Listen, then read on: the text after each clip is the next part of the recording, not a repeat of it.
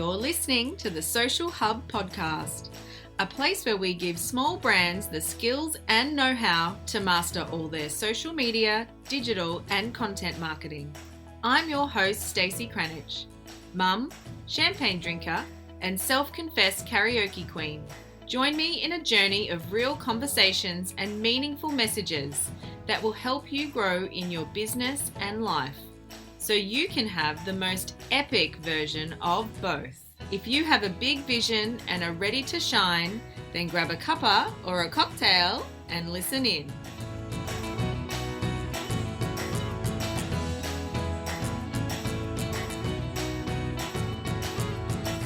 Welcome back, episode 5 of the Social Hub podcast.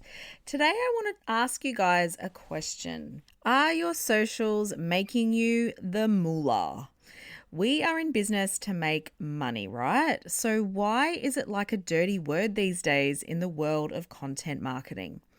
Fact is, if your socials are not generating revenue for your business, then my friend, they should be.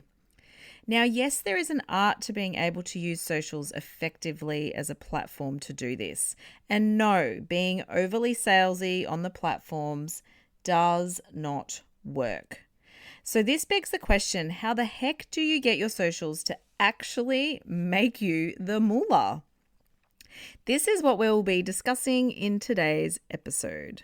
Before I delve into this content, I want to let you know that this episode is brought to you by my free on-demand training, The Art of Selling on Social Media, where I unpack exactly how you can use social media as part of a workable selling system that actually converts your audience into paying clients, aka making the moolah. You can head to www.thesocialhubau.com/episode 5 to get stuck into that and keep listening to this episode as it is a little snack of what you will experience in there. So, where are people going wrong with selling on socials? There are two main ways that people are going wrong with using socials in their marketing, and you may end up nodding your head at either one of these, if not both. Number one is you don't have a strategy. So you are just throwing things out there and seeing what sticks in hopes that something will take off and your financial dreams will get met. Number two, you're creating content, all the content in fact, and it's not being used to funnel people into the right place, to take them into the next logical step with you. So most people doing step 1 or point 1, which is where you don't have a strategy, you should know who you are if you are this person, because you've probably never been through the process of creating a strategy, whether you've downloaded something online to help you or you've sat down with an expert like myself to help you organize one. If you haven't done this, then my friend, more than likely you don't have a strategy or the one that you have isn't working for you. Now, yes, you can get away with putting something together yourself, and perhaps that's what you've done so far, and maybe it's working okay. But I can bet my bottom dollar it's missing a few pieces of the puzzle to have it really be something that brings you in dollars into your bank account and clients consistently. The thing with strategy is that it is unique to each business, and I do not like cookie cutter approaches to building a marketing strategy. But I do have a strategy cheat sheet as part of the Art of Social Selling on-demand training I spoke about. So if you register for that, you can grab that cheat sheet for free. If you are someone who is doing point number 2, where you're creating all the content but nothing's happening, then what this normally looks like is that you are doing all the things. You have Facebook, Instagram, Pinterest, LinkedIn, possibly YouTube. You're creating content across all of them. You're blogging, vlogging, doing stories 30 times a day, but it's not translating into anything and nothing is happening. I call this being on the marketing mouse wheel, where you're almost like a little hamster that's just running, and you're not getting anywhere. This is often brought about by the fact that most marketers make you feel so damn scared to sell, as it's all about the content marketing these days. So therefore, there are no calls to action, nothing at all that asks your audience to take the next step towards doing business with you. So your content is just sitting on that mouse wheel, going round and round and round.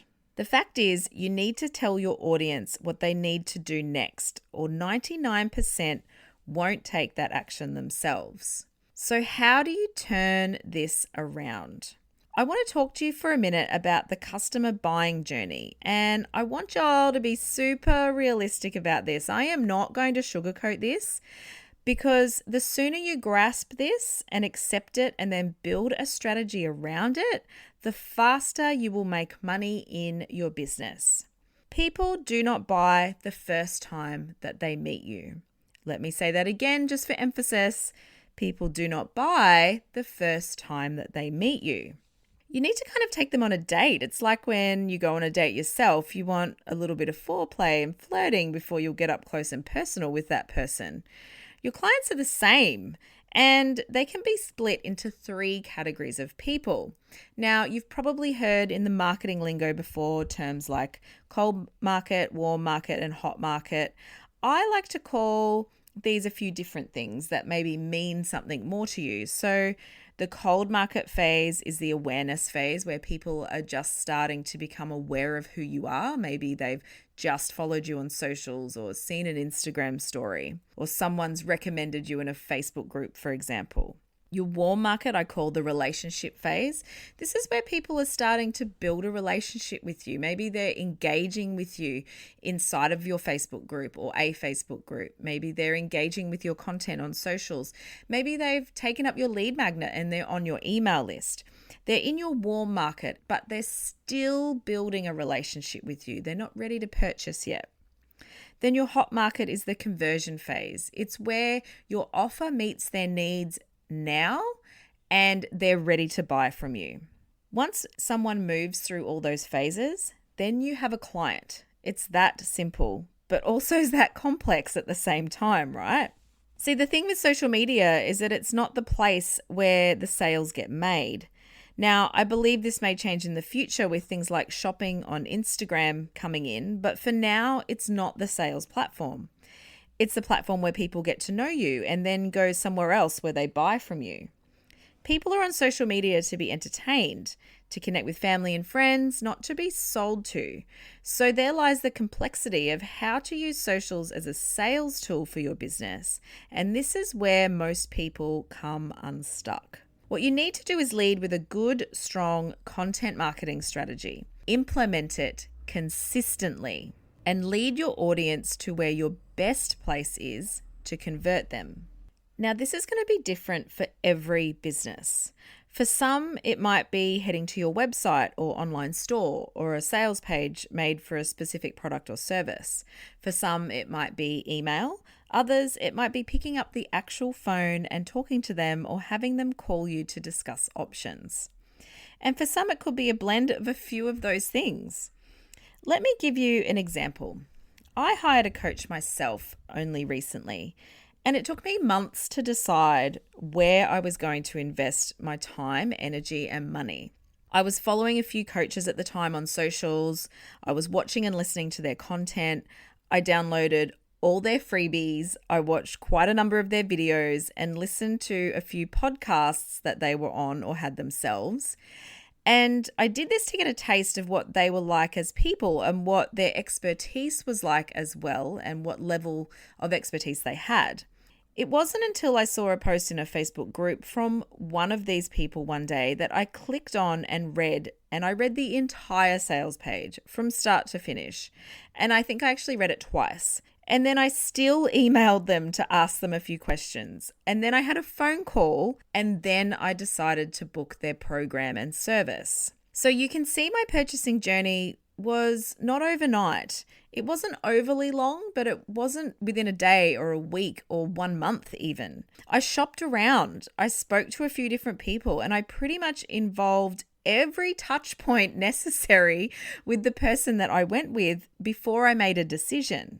It was because of the consistent content and value I saw from this person, plus the fact that when I engaged with her on socials, she engaged back in an authentic way and showed up for her audience, that won me over. But it didn't happen overnight. I hear countless stories of this all the time with clients too, like how someone's been following them in a Facebook group for over a year. They've never connected with them ever.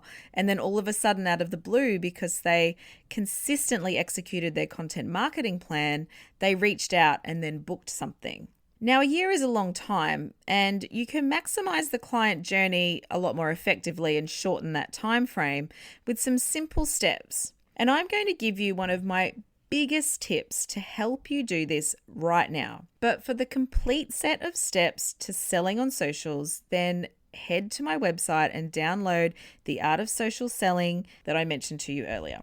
So, what is my biggest tip to helping you convert more clients and make more moolah? Now, if you remember back to the 3 stages of the client journey I spoke about, where the cold, warm, and your hot market, or your awareness phase, relationship phase, and conversion phase, the place where people start to make their decisions about you is in that relationship phase or that warm market. This is where you're building that like, know, and trust factor with this person. And they're forming a relationship with you that will help them make a better, more informed decision. So my biggest tip for you is to build a warm market. Now, hint guys, this is not your Facebook or Instagram feed.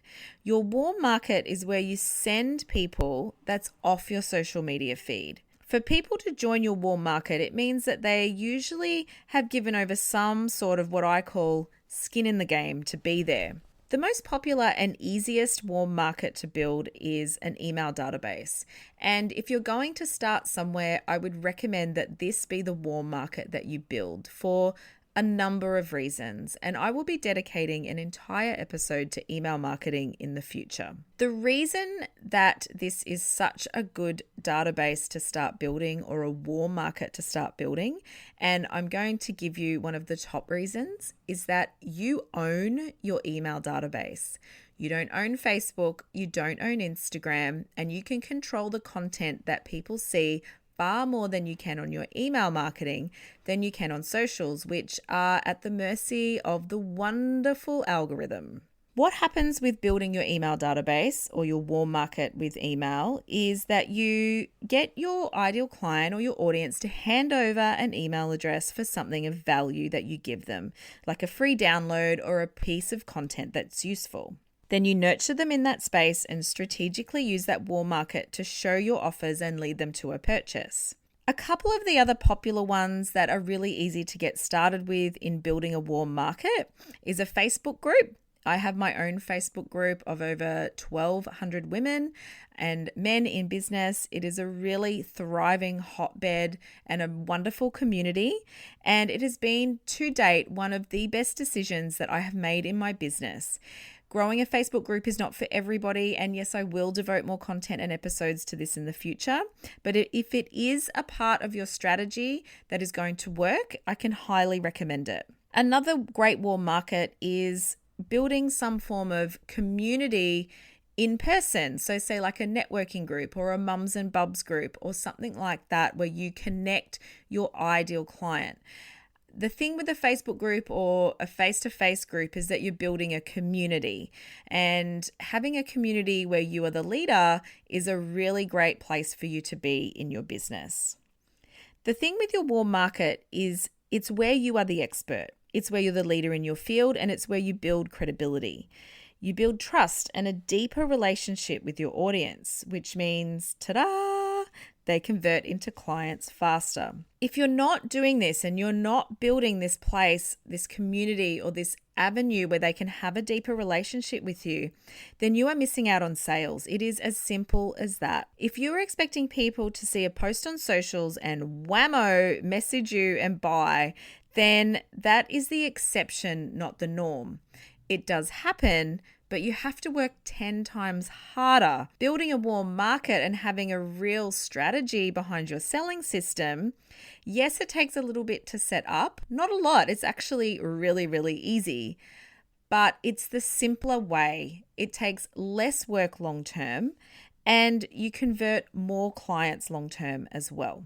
So there you have it. The reasons that you are not making the moolah from your socials is this.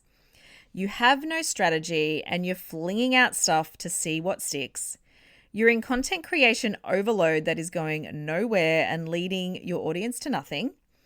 You don't know where in the purchasing journey your clients are and how to show up for them in the right way. And last one, you don't have a warm market you can lead your audience to that will help you build your relationship faster and therefore convert them faster. Now, some of that was hard-hitting content, guys, and it may have been a little bit over your head or a little bit deep for you if you're new to business and new to marketing. But I'm not here to tell fanciful stories, well, not in every episode anyway. I'm here to tell you what is going to work and put you in touch with the experts who can help you. So if you want to hear more about how to really sell on socials and reclaim the right to sell and own it, because it's not a dirty word, and learn how to do it the right way, then head to thesocialhubau.com/episode 5 and grab my free training, The Art of Selling on Social Media. And if this episode was enough for you, then go forth and conquer, my friend, and rock the heck out of how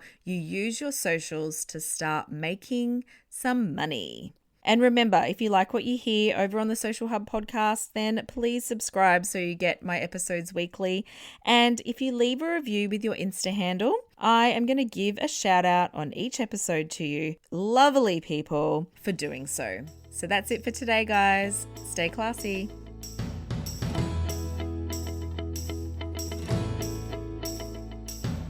Thanks for listening to the Social Hub podcast. You can find the show notes for today's episode over at allthewsthesocialhubau.com/podcast. And if you want to join me in my community and continue the conversation, jump over to Facebook and join the Social Media 101 Facebook group. Until then, stay classy.